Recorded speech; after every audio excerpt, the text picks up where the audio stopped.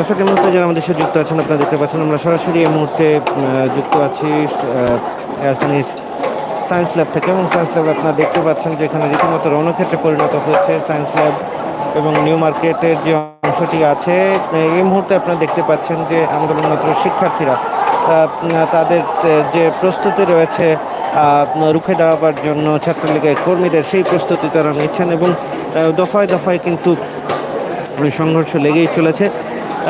সকাল থেকে শুরু হয়ে রাজধানীর বিভিন্ন পয়েন্টেই কিন্তু শিক্ষার্থীদের অবস্থান আমরা লক্ষ্য করতে পেরেছি, এবং সেই অবস্থানের পাশাপাশি আমরা এটিও লক্ষ্য করেছি যে ছাত্রলীগের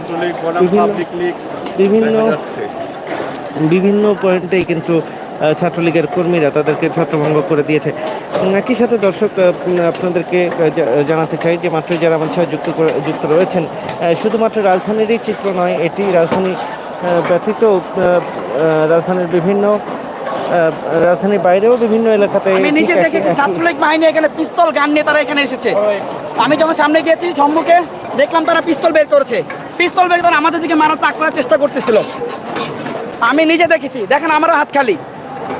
আমরা এখানে এসেছি একটা শান্তিপূর্ণ একটা প্রতিবাদ করতে, যে আমার সহযোদ্ধা ঢাকা কলেজের সমন্বয়ক নাজমুল হাসান আমার ক্লাসমেট আমি ইংলিশ ডিপার্টমেন্টের, সে গণিত ডিপার্টমেন্টের, তাকে গতকাল তারা পলাশির মোড়ে মাথা আঘাত করে তাকে অজ্ঞান করে ফেলেছে, এবং সে আজকে সকালে তার জ্ঞান ফিরেছে। তাহলে বুঝতে পারেন তারা কীরকম বিভৎস কর্মকাণ্ড করেছে।